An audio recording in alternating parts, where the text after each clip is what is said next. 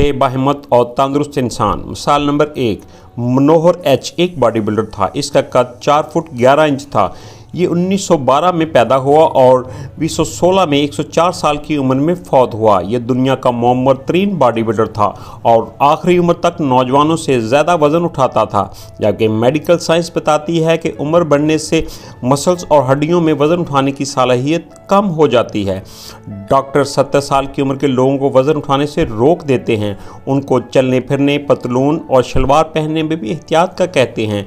मनोहर H 104 साल की उम्र में बॉडी बिल्डिंग करता था और उसकी कोई हड्डी टूटी और ना मसल। क्यों? इस खूबी को डिसिप्लिन और कुव्वत इरादी का नाम दिया जाता है। मिसाल नंबर 2 मलका सिंह की है। ये भारतीय एथलीट था।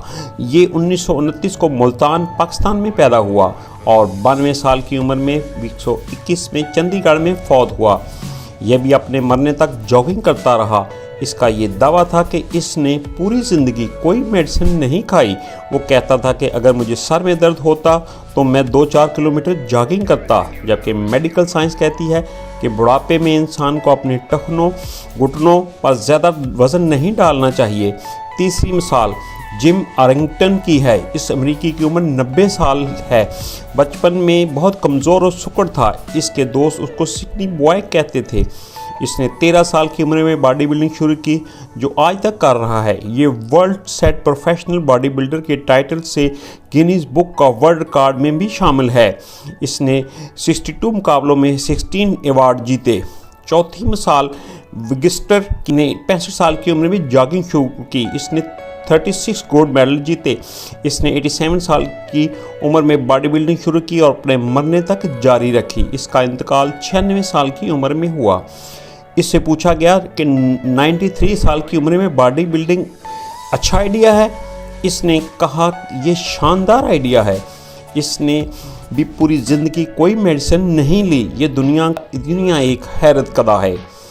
अगर हम पढ़ना रिसर्च करना शुरू कर दें तो जहालत की तमाम दीवारें गिर जाएंगी। हम अपने दायरे से बाहर ही निकलना नहीं चाहते। 5वीं मिसाल ज़िया मोहिउद्दीन साहब की है। उन्होंने भी पूरी ज़िंदगी कोई मेडिसिन नहीं खाई। लोग उनके डिसिप्लिन को एक बोर, गैर दिलचस्प और जेलनुमा ज़िंदगी समझते हैं। हम लोग ये समझते हैं कि खुशी का तल्लुक सुस्ती, बेनज़मी और खुश खुराकी है। जब तक हम 8 नान 2 मटन कढ़ाइयाँ ना खा लें, अपने आप को खुश नसीब ही नहीं समझते। हम ये भी फैसला कर चुके हैं कि अब दुनिया में कोई भी डॉक्टर और मेडिसिन के बगैर ज़िंदा नहीं रह सकता। हकीकत यह है कि ज़िंदगी डिसिप्लिन और मकसद मांगती है। सेहतमंद ज़िंदगी के लिए खुराक में अतादल लाना होगा। मेडिकल साइंस कहती है कि 98% बीमारियां खुराक से पैदा होती हैं।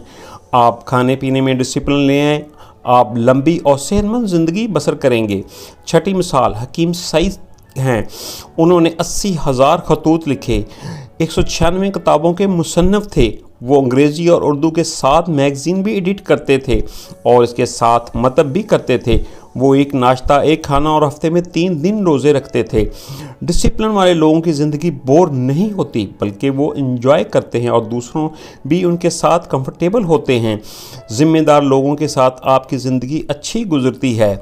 इस दुनिया में इस वक्त करोड़ों लोग अद्वियात के बगैर गुजारा कर रहे हैं। अमेरिका, यूरोप और भारत में सैकड़ों क्लिनिक और वेलनेस सेंटर हैं जो खुराक से हर बीमारी का इलाज कर रहे हैं। और डॉक्टर ईरक बर्ग अमेरिका में खुराक से लाखों लोगों की शुगर, ब्लड प्रेशर, जोड़ों का दर्द और मोटापे का इलाज कर चुके हैं। आप गूगल पर ब्लू जोन्स लिखें, आपको राइंजर पर 6 खित्ते ऐसे देखेंगे जहां 90% लोगों की उम्रें 100 साल से ज़ायद हैं। यो लोग किसी किस्म की मेडिसिन इस्तेमाल नहीं करते और सेहतमंद ज़िंदगी गुजार रहे हैं। अच्छी ज़िंदगी गुजारने के लिए 6 बातें इंतहाई ज़रूरी हैं। Number 1 discipline.